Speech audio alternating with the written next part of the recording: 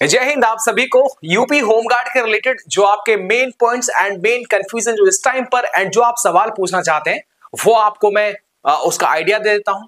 साथ ही में आज का न्यूज़पेपर जो होमगार्ड के बारे में अपडेट देता है उसने क्या कहा वो आपको बताता हूं। तो चलेगा, वीडियो को शुरुआत करते हैं। और होमगार्ड की जितनी भी अपडेट्स आएंगी, चाहे वो ऑनलाइन हो या ऑफलाइन हो, न्यूज़पेपर के माध्यम से हो या फिर किसी का कोई बड़े जो मंत्री है या फिर योगी साहब है उनका अगर कोई भी बयान आता है या भर्ती बोर्ड का कोई बयान आता है यूपीएचजी को लेकर के, तो वो सारी अपडेट्स इस चैनल पर आपको मिल जाएंगी। हो सकता है 1 घंटे बाद 2 घंटे बाद, लेकिन मिल जरूर जाएगी, ये श्योर रखिएगा। तो चैनल को सब्सक्राइब कर लीजिएगा। यूपी होमगार्ड जब तक आपका ज्वाइनिंग नहीं होता तब तक हम आपके साथ बने रहेंगे। अच्छा, जो आज के अखबार में खबर आई थी वो आपको पहले मैं आपको वो दिखा देता हूं। आज के अखबार में यूपी होमगार्ड से संबंधित ये वाली खबर थी जो आप देख रहे हैं। इसके अंदर क्या लिखा हुआ है भैया वो आप देखिएगा। वो साफ साफ लिखा हुआ है, यूपी होमगार्ड की ही चारों तरफ चर्चा चल रही है, उसी की बात हो रही है, तो उसको भाई जानना और देखना बहुत जरूरी है। देखिएगा, यूपी होमगार्ड भर्ती की परीक्षा में सेंध लगाना होगा एकदम मुश्किल, बोर्ड करेगा फुल प्रूफ इंतजाम और परीक्षा की शुचिता बरकरार रखने को होगा आधार प्रमाणीकरण और आइरिस जांच। जैसा कि आपको पता होगा, यूपी पुलिस कांस्टेबल 60,244 का जो पेपर हुआ था, तो 60,244 में भी आपने एकदम भाई साहब फुल प्रूफ इंतजाम आपने देखे होंगे। जो वो एग्जाम हुआ, किसी की हिम्मत नहीं कि भाई साहब वो जो है किसी ने क्रैक कर पाया हो। इसमें क्या होगा, आधार प्रमाणीकरण यानी कि जो आधार वेरिफिकेशन है, जब आप फॉर्म भरें तो आधार जरूर उसमें लगाइएगा ताकि ज्यादा दिक्कत ना हो, वही आपको मैच कर जाए। दूसरी बात, आइरिस, आपकी आंखों का भी जो है वो विजन देखा जाता है। इधर बायोमेट्रिक, जब आप एग्जाम देने जाएंगे तो आंखों पे रखेंगे मशीन, एक जैसे आधार कार्ड बनवाते समय होता है वैसे ही होता है, ताकि जब आप ट्रेनिंग पर जाएं, फिजिकल में जाएं, मेडिकल में जाएं, तो वहां पर सेम वही निकल के आ सके। ये सारी जांच जो वो कराई जाए। का सवाल है कि भैया इसका एग्जाम जो है वो कब तक हो सकता है राम भाई? तो बिल्कुल ये सवाल आपका जायज है और इस पर भी हम थोड़ी सी बात कर लेते हैं। देखिएगा, अभी आपको पता है नवंबर चल रहा है, क्या नवंबर चल रहा है और आज है 20 तारीख, यानी 20 नवंबर आज है। तो ऐसे में देख लीजिएगा नवंबर में, और आपको पता है इसका 17 दिसंबर 2025 तक तो इसका जो है फॉर्म भरना चलेगा, यानी कि 1 महीना जो है इसमें फॉर्म फिलिंग में बिल्कुल लग जाएगा। तो बिल्कुल आप फॉर्म फिलिंग जरूर करिएगा। आपको पता है ओटीआर फॉर्म भरने वाला अपने आप भर देगा, बस आपको उसको ये बोलना है भैया होमगार्ड वाला फॉर्म भर दीजिएगा, ठीक है?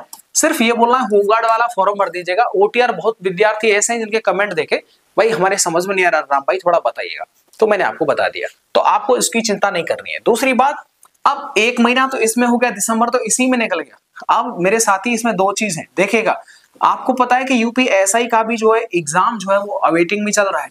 इधर कांस्टेबल की जो नई वैकेंसी है उसको लेकर के तो भाई हम अलग ही बात करेंगे, इस टॉपिक में आज हम उसे ऐड नहीं करेंगे कि कांस्टेबल की वैकेंसी जो है कब तक आएगी और इस पर कितना प्रभाव होमगार्ड ने डाल दिया है। तो यूपी, अब यहाँ पर बेसिकली 2 एग्जाम जो सबसे ज्यादा है, एक तो यूपीएचजी का है, यूपी होमगार्ड का, और एक यूपीएसआई का है। अब आप जान सकते हैं कि यूपी होमगार्ड के अंदर जो ज्यादा फॉर्म आएंगे, ज्यादा संख्या में होंगे, लेकिन कितना भी हो यूपी सरकार 2 दिन में उस एग्जाम को करवा लेती है। यूपीएसआई का भी सेम, जहां तक संभावना है कि वो भी जो 2 दिन में 4 शिफ्ट में एग्जाम खत्म हो जाएगा। तो बेसिकली अगर आप ये कहें कि बहुत ज्यादा अंतर आएगा देखने को मिलेगा, ऐसी बात नहीं है। आप एकदम टारगेट चलिएगा कि आपके पास में नवंबर तो पूरा फॉर्म भरने में ही निकल जाएगा। आप फॉर्म भर के तैयारी रखिएगा, इधर आपका दिसंबर हो जाएगा और फिर आपका जनवरी आ जाएगा, ठीक है? तो संभवतः आपका जो एग्जाम है वो भाई जनवरी तक तो नहीं, इसकी पॉसिबिलिटी बिल्कुल नहीं दिखाई दे रही है। ऐसा क्यों बोला? इससे पहले यूपीएसआई का भी जो एग्जाम है वो भी होने वाला है। तो ऐसे में देखेंगे तो सबसे पहले जो अपडेट आएगी एग्जाम के रिलेटेड वो यूपीएसआई की आएगी, ठीक? और यूपी होमगार्ड की जो आएगी वो इसके बाद, यानी कि आप देखेंगे कि जनवरी तक तो इसका एग्जाम संभवतः बिल्कुल जो है वो नहीं लग रहा है किसी भी तरीके से। जो अन्य साथी है उनसे भी पूछा तो उन्होंने भी मुझसे ये बोला, राम भाई जनवरी तक तो इसका कोई मतलब एग्जाम जो है वो संभवतः ना हो, क्योंकि दिसंबर में ही जो है इसके फॉर्म खत्म होंगे, तो अगले ही जो है इतना जल्दी और इतने बड़े प्लेटफॉर्म, इतनी ज्यादा संख्या में कैंडिडेट जो वो एग्जाम देने के लिए आएंगे, तो इसलिए आपका जो एग्जाम होगा वो जनवरी के बाद में ही होगा। उसके लिए आपके पास में समय भी मिल जाएगा उसकी तैयारी करने के लिए। आपके अगले पॉइंट को लेकर के, अगला पॉइंट है आपका जो बेस्ट बुक है यूपी होमगार्ड और सेफ स्कोर, बताता हूं। अब आप देख रहे हैं अपने स्क्रीन पर अग्रवाल एग्जाम कार्ड की बेस्ट बुक, जो कि यूपी होमगार्ड के लिए उन्होंने मार्केट में लॉन्च की है। इस पुस्तक को आप ऑफलाइन भी मंगा सकते हैं, नजदीकी बुक स्टोर पर जाकर के भी आप इस पुस्तक को मंगा सकते हैं। आप इसे ऑनलाइन भी घर बैठे मंगा सकते हैं, लिंक डिस्क्रिप्शन बॉक्स में दे रखा है ऑनलाइन के लिए। दूसरी बात, ये जो होमगार्ड की पुस्तक उन्होंने लॉन्च की है, उस होमगार्ड की पुस्तक में क्या है वो आपको बताता हूं। इस पुस्तक के अंदर आपको 10 प्रैक्टिस सेट मिल जाते हैं, आराम से देख लीजिएगा। इस पुस्तक के अंदर आप देखेंगे 10 प्रैक्टिस सेट आपको मिल जाते हैं। प्रैक्टिस सेट नंबर 1, 2, 3, 4, यानी कि ये हुआ आपका आराम से 10-20 दिन का जो माल मसाला है, जो प्रैक्टिस के लिए जो चाहिए होता है, वो आपके सामने यहाँ पर कुछ इस तरह से देखने को मिल जाएगा। तो प्रैक्टिस सेट लगाएंगे। अब प्रैक्टिस सेट लगाने के बाद में करना क्या होगा कि आप जैसे 100 क्वेश्चंस लगा लेते हैं, फिर आप उन्हें चेक भी करेंगे। तो चेक करने के लिए आंसर की दे रखी है, और आंसर की के जस्ट अगले ही आपको इसका व्याख्या दे रखा है कि प्रत्येक क्वेश्चंस का सही आंसर क्या था और क्यों था, और इसके अलावा भी इससे संबंधित सवाल कौन कौन से बन सकते हैं वो भी आपको यहाँ पर जो वो दिखाया जाएगा। इसके बाद में प्रैक्टिस सेट नंबर 1 चालू हो जाता है, और उनके कुछ क्वेश्चंस मैं आपको दिखाता हूं। जैसे पहला क्वेश्चन कि भारत और चीन के बीच सीमा रेखा को हम क्या नाम कहा जाता है। दूसरी बात यहां पर आप देखिएगा, पहला है रेड क्लिफ, दूसरा है इंदिरा पॉइंट, डूरंड रेखा, मैकमोहन रेखा। जो नए विद्यार्थी उनको पहली बार सुनने में मिल रहा होगा ये क्या रामलीला है, तो बस यही चारों आंसर तो बताएगा, चारों को बच्चे अच्छे तरीके से एक्सप्लेन किया जाएगा। चारों रेखाएं जो होते हैं किन किन देशों के बीच में होती हैं, उनके बीच की रेखाओं को क्या नाम दिया जाता है। जब आप इतना पढ़ लेंगे तो भाई मजा आ जाएगा।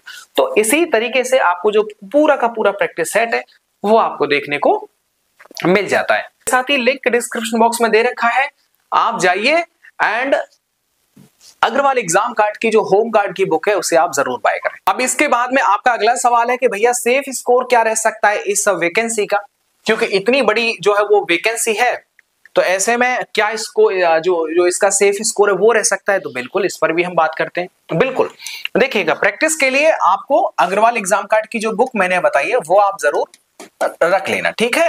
कि जब आप एग्जाम की तैयारी कर रहे हैं तो सीधी बात है, कोई भी प्रैक्टिस सेट आप लगाएंगे तो भाई 100 में से 100 तो आने से रहे। फिलहाल में तैयारी कभी नहीं किया था तो 100 में से 50 आ जाए, ये भी एक बड़ी बात है। तो फिलहाल में आपका स्कोर कितना भी आए, चाहे 100 में से 40 नंबर ही क्यों ना आए, चाहे 20 नंबर ही क्यों ना आए, 10 नंबर तो आए, मतलब आप ये रखिएगा, पॉजिटिव रखिए, धीरे धीरे चलेंगे। मान लीजिएगा अगर 1 किलोमीटर की डिस्टेंस है, आपको यहां पहुंचना है, तो मेरे साथी हो सकता है कि आप एक दिन में इतना डिस्टेंस कवर कर लें, और हो सकता है कोई ज्यादा तेज होगा तो वो इतना भी कर सकता है। यस, आपने चलना ही बंद कर दिया तो आप यहां पर नहीं पहुंच पाएंगे। तो बस चलते रहना है, कभी यहां पहुंचे, कभी फिर अगले दिन यहां, लास्ट में आप पहुंच ही जाएंगे। तो मैं आपसे वही बोल रहा हूं, स्कोर आपका कितना भी आए, कम आए ज्यादा आए, दिक्कत नहीं लेना है, लेकिन आपको पढ़ते रहना है और प्रैक्टिस जो है वो लगाते रहना है। अच्छे से ज्यादा आपको मैथ, रीजनिंग, हिंदी पर ध्यान नहीं देना है। इस एग्जाम की बहुत वैल्यू है और बहुत अच्छी नौकरी है। इसको आप ऐसे मत सोचना कहां कांस्टेबल कहां होमगार्ड, ऐसे सोचोगे तो फिर घर बैठो, ठीक। तो ऐसे में मैं आपको बता रहा हूं। अच्छा, अब एक नॉर्मल ओवरव्यू अगर मैं बात करता हूं सेफ स्कोर की, तो इस एग्जाम को देखने के बाद में, क्योंकि डायरेक्ट ऐसे बोल देना कि हर कैटेगरी के लिए इतना नहीं बता सकते, क्योंकि वो ओवरऑल स्टेट वाइज नहीं है, ये डिस्ट्रिक्ट वाइज है, और प्रत्येक डिस्ट्रिक्ट में अलग अलग पोस्ट है, अलग अलग सीट है, तो प्रत्येक डिस्ट्रिक्ट की अपनी कट ऑफ अलग निकलेगी। यस, लेकिन एक एवरेज अगर हम मान लेते हैं, तो मेरे साथी आपको जो जहां पर आपको पहुंचना है ना, वो आपको जो रेंज रखनी है वो इस एग्जाम के अंदर, अभी मैं फिलहाल मैं आपको बता रहा हूं कि 2 महीने के अंदर आपके पास जो समय है भाई वो 70 प्लस जो वो इसके अंदर स्कोर कर देना, ठीक। 70 स्कोर से नीचे रहेगा तो बात बिगड़ जाएगी, क्योंकि एग्जाम में पेपर देने वाले बहुत अच्छे विद्यार्थी भी होंगे और ऐसे भी होंगे जो फ्रेश होंगे, तो दोनों को ध्यान में रखते हुए। लेकिन आपको लग रहा होगा यार 100 में से गुरुजी 70 बता दिए, ये कौन सी बात होगी। एक बात बताएं, 70 का मतलब हो गया 70%, 70%, ठीक। कट ऑफ जरा किसी एग्जाम की देखिएगा, आप देखेंगे कि वो हेर फेर के 70 के आसपास में आ जाती है। भाई जीके जीएस है, ये कोई मैथ रीजनिंग नहीं है जो आप थोड़ा सा आप टाइम देंगे तो वो समझ में आ जाएगा, क्लिक कर देंगे। ये तो वो है, आएगा तो आएगा, नहीं आएगा तो नहीं आएगा। उसमें आप लेफ्ट राइट या फिर कोई पेच ऐसा नहीं कि ढीला कर देंगे या फिर उसे टाइट कर देंगे, लूज कर देंगे। नो, आ गया सवाल दिमाग में, आपने पहले रिवीजन किया, याद किया, प्रैक्टिस किया, तो सही लगा देंगे, वो आपका सही हो जाएगा, नहीं तो गलत हो जाएगा। तो 70 नंबर लाना एक बड़ी चीज होगी इस एग्जाम के अंदर, ये आप देखेंगे। तो उसके लिए कम से कम, अभी मैंने आपको बोला कि आप अगर पहले दिन तैयारी करें तो भाई 10 भी अगर आपके नंबर आ गए, पहली बार किताबों को देख रहे हैं, ऐसे होंगे मेरे साथी, तो भाई डिमोटिवेट बिल्कुल नहीं होना है, क्योंकि आपके पास में समय इतना और पूरी पढ़ाई, पूरा मन तन सिर्फ एक ही सब्जेक्ट में लगाना है। ठीक है भैया, तो बिल्कुल अपना आप ध्यान रखिए। चलिएगा, मिलता हूं मैं आपको नेक्स्ट वीडियो के साथ। अगर कोई आपके अन्य कोई सवाल है तो जरूर अपने भाई से आप पूछ सकते हैं कमेंट बॉक्स के अंदर।